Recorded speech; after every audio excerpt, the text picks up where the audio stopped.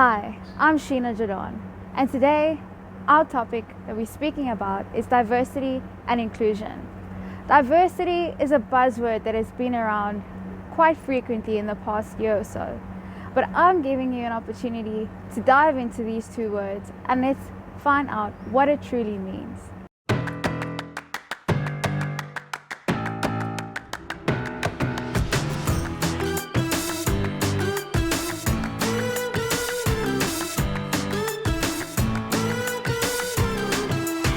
So in doing my due diligence, in researching the topic diversity, there was many topics and many articles that came up about how to include diversity in the workplace. I know you're not in your workplace at the moment, but I do believe that introducing you to this topic is an important thing because I believe diversity, or your thought of diversity, is about to be challenged as you mature in this world.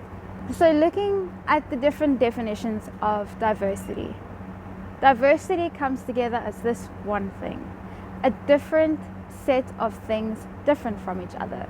So that may be different people of different ages, different races, different sexes, different ideas, different skills. Diversity, I believe, is sometimes challenging because it's difficult to relate to something or someone that may be different from you.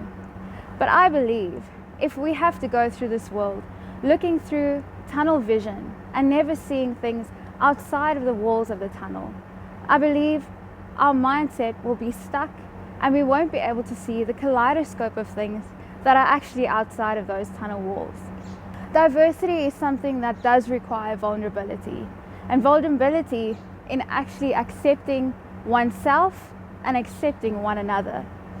And I believe that diversity in and of itself isn't powerful unless we have inclusion standing right next to it. Inclusion is also something that requires definition, because what is inclusion? Inclusion is welcoming something into a concept, a space, or relationship.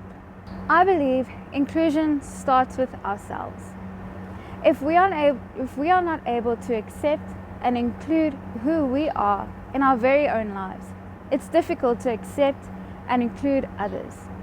Because the degree at which we accept ourselves is the degree at which we will eventually be able to accept another person.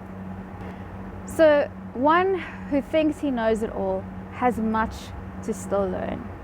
And I believe that the way that we learn best is if we are vulnerable in discussion with another person of different views to ourselves. So how do we put diversity and inclusion together? How does one benefit the other? I believe that diversity in and of itself is powerful, but putting inclusion together, or including a range of people different from what we may be, different from what we see in the mirror, we begin to see perspectives different of our own, and we get to grow as a person and in our views as well. So there's a wise lady by the name of Verna Myers who says this about diversity and inclusion. She says diversity is being invited to the dance, and inclusion is being asked to dance. I believe that is such an apt definition to relate to as a person. I remember as a high school student, I used to hate going to dances for the very fear of being the one sitting on the side next to the wall, sitting on the chair, just waiting for the dance to be over. But I believe that sometimes that's where vulnerability comes in, because if we are not able to include ourselves or push ourselves into a diverse group of people, or expose ourselves to opportunity to learn from others, we will be stuck, as I said, in a tunnel vision and not being able to grow our perspective. It's once you understand what you bring to the table that you actually have something to contribute as well. Once you accept who you are as a person and understand that what you have to offer is something that is missing on a table, then you will know that you can step up to the table with confidence, knowing that you are adding something to the table. And this comes in from learning who you are as a person and accepting who you are as a person, and knowing that it's not less than anyone who has maybe different perspectives or opinions or looks different to who you are. But if you can accept the person in the mirror, you may be better able to accept somebody who does not mirror who you are as a person. And that, I believe, is the crux of diversity and inclusion.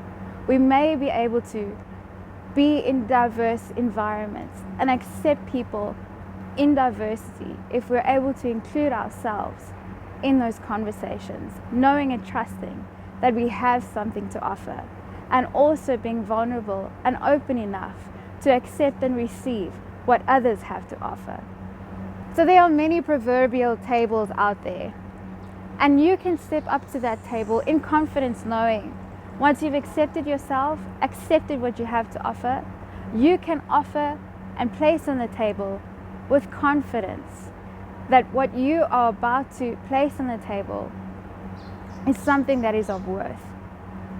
And in the same way, as you sit at that table, you can receive something from others that are different from you, because you know that you are enough and what you have to offer isn't less than what anybody else has to offer. And also having the vulnerability to receive from others gives you an opportunity to grow in ways that you may never have grown if you had stayed in the tunnel that we spoke about previously.